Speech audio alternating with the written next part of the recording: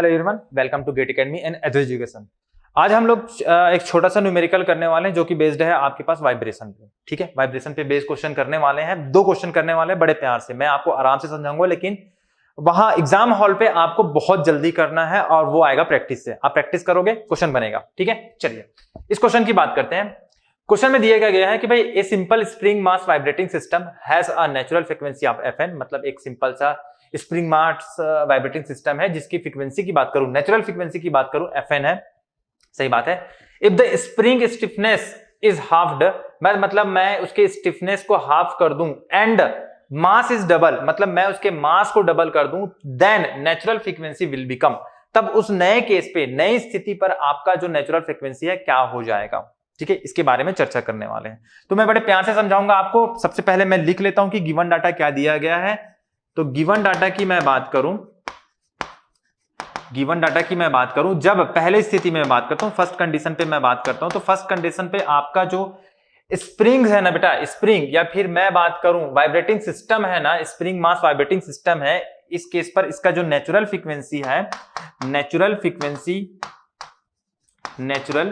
Frequency आपके पास एफएन है, ये पहले केस पे।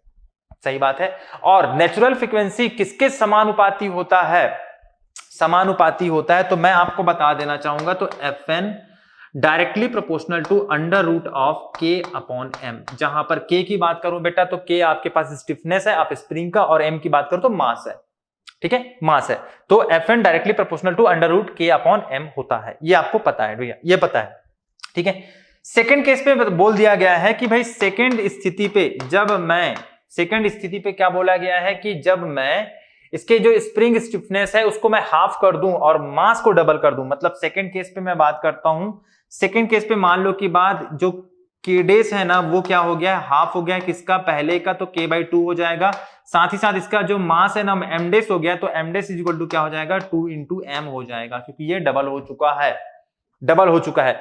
इस केस पर मैं मान लो की बात मान लेता हूं कि जो इसका जो नेचुरल फ्रीक्वेंसी है वो fn डैश है, तो fn डैश है, मैं मान लेता हूं। ठीक है, तो fn dash is equal to, मुझे फार्मूला से पता है कि मैं fn dash is equal to क्या लिख सकता हूं, मैं लिख सकता हूं अंडर रूट, या फिर मैं इसके समानुपाती बात कर रहा हूं, ये डायरेक्टली प्रोपोर्शनल टू होगा किसके बेटा, under root of k dash upon m dash. सही बात है, k dash upon m dash. ये इसको मैं इक्वेशन नंबर 1 मान लेता हूं, और इसको मैं इक्वेशन नंबर 1 मान लेता हूं। 1 डिवाइडेड बाय 2 कर लूंगा तो मुझे कुछ मिल जाएगा। 1 डिवाइडेड बाय 2 कर लिया तो मुझे कुछ मिल जाएगा। मुझे मिल जाएगा fn upon fn dash is equal to मुझे मिलने वाला है under root of k upon k dash. ठीक है, और ये नीचे m रहेगा, ऊपर m डैश रहेगा। ठीक है, m डैश रहेगा। अब नए कंडीशन के हिसाब से, नई स्थिति के हिसाब से मैं k डैश को k/2 लिख सकता हूं। ठीक है, ऊपर में तो k है, अपॉन k डैश को मैं k/2, मतलब ये ऊपर चले जाएगा। सही बात है। m तो m रहेगा, m डैश को मैं क्या लिख सकता हूं, m dash is equal to 2m। ठीक है, तो ये km और k और m सब निपट जाएंगे, बचेगा क्या, 2 × 2, और 2 × 2 मतलब 4 का अंडर रूट कितना जाएगा, 2 आ जाएगा, सिंपल सा। तो मतलब मुझे यहां से मिल जाएगा fn upon fn dash is equal to 2। ठीक है, या फिर मैं fn डैश की बात करूं बेटा, fn डैश की बात करूं तो fn dash is equal to मुझे मिल जाएगा fn अपॉन 2। ठीक है, fn अपॉन 2 ये मुझे मिल जाएगा। सही बात है। मतलब नए स्थिति पे, नए कंडीशन पे इसका जो नेचुरल फ्रीक्वेंसी है पुरानी स्थिति के नेचुरल फ्रीक्वेंसी से हाफ हो जाएगा। ठीक है, हाफ हो जाएगा। तो इसके हिसाब से मेरा कौन सा ऑप्शन सही है, तो आपको दिख रहा है ये जो ऑप्शन नंबर ए है ना बेटा, ऑप्शन नंबर ए ये सही है। ठीक है, ये था क्वेश्चन इसरो का 2018 का, सिंपल सा। ठीक है, और इस टाइप का क्वेश्चन आपको जेईई में पूछा जाता है। ठीक है, तो ये आप देख लीजिए किस टाइप का बनाते हैं, किस टाइप का अप्रोच करते हैं, ये आप देख लीजिएगा। ठीक है, सेकंड क्वेश्चन की बात करते हैं ना, सेकंड क्वेश्चन की बात करते हैं। ये आपके पास एक क्वेश्चन है, ये भी किसी एग्जाम का लिया गया है। ठीक है, तो ये क्वेश्चन को सॉल्व करते हैं। In a spring mass system if one spring of same stiffness is added in series, समझिएगा श्रेणी क्रम पे ऐड कर रहा हूं ना, सीरीज पे ऐड कर रहा हूं, तो new frequency of vibration will be, तो नया फ्रीक्वेंसी क्या होगा इसके बारे में चर्चा करते हैं। फिर से वही बात, दो स्थिति है। एक स्थिति पे सिंपल सा अपने पास एक स्प्रिंग है जिसका कुछ नेचुरल फ्रीक्वेंसी होगा। सेकंड केस पे उस स्प्रिंग पर मैंने श्रेणी क्रम पर या फिर सीरीज पर एक और स्प्रिंग ऐड कर दिया है, तो उस केस पर मेरा न्यू फ्रीक्वेंसी क्या होने वाला है, इस पे चर्चा करने वाले हैं। ठीक है, चलिए बात करते हैं ना, सॉल्यूशन की बात करते हैं इसकी। फर्स्ट केस पे मैं बात करता हूं बेटा, तो सिंपल सा मेरे पास एक स्प्रिंग है, ठीक है, यहां पर मास लगा हुआ है m मास का, और इसकी स्टिफनेस की बात करूं तो k है, मैंने ये मान लिया। ठीक है, मैंने मान लिया।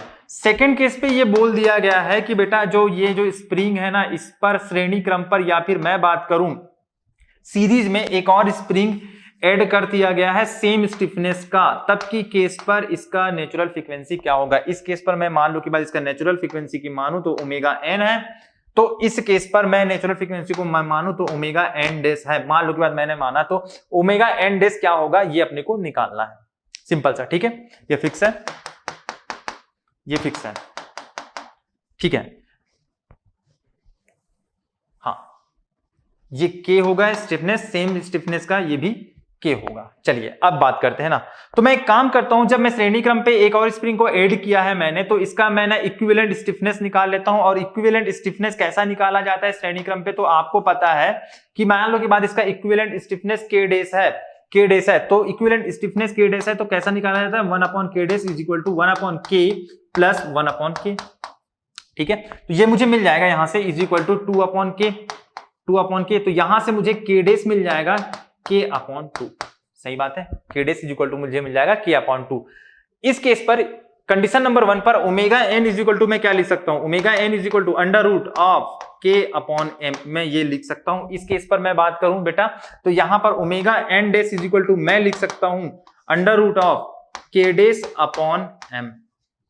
सही बात है, इसको मैं इक्वेशन नंबर 1 बोल देता हूं और इसको मैं इक्वेशन नंबर 2 बोल देता हूं। तो यहां से मैं 2 डिवाइडेड बाई 1 करूंगा। ठीक है, 2 डिवाइडेड बाई 1 करूंगा तो मुझे कुछ मिल जाएगा, 2 डिवाइडेड बाई 1 कर दिया तो यहां से मुझे मिलेगा omega N dash upon omega N is equal to under root of क्या है बेटा वहां पर के डेस अपॉन एम।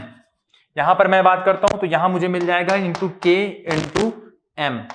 सही बात है, इज इक्वल टू के डेस की वैल्यू मैं पुट कर लेता हूं, के डेस इज इक्वल टू क्या है k/2 into m upon 2 into m into के। ये m निपट गए, मर गए, k मर गए, बचेगा क्या, यहां पर बचेगा 1/√2। सही बात है, मतलब मैं यहां से लिख सकता हूं कि omega N dash is equal to 1/2 into 1/√2 into omega N.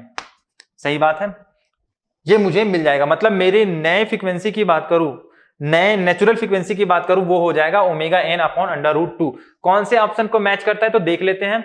ये आपका ऑप्शन नंबर ए को मैच कर रहा है ना, ऑप्शन नंबर ए को मैच कर रहा है, तो इसका ऑप्शन ए करेक्ट है। ठीक है, इस टाइप के क्वेश्चन आपको ना जेई, डिफरेंट जेई और ए एग्जाम में पूछ दिया जाता है। स्टेट इंजीनियरिंग की बात करूं या फिर और बहुत सारे एग्जाम है जिसमें ये इस टाइप का क्वेश्चन पूछ दिया जाता है। तो इस टाइप के क्वेश्चन को कैसे अप्रोच करना है आपको पता होना चाहिए। ठीक है, तो ये वाली क्लास यहीं तक रखते हैं। Thank you.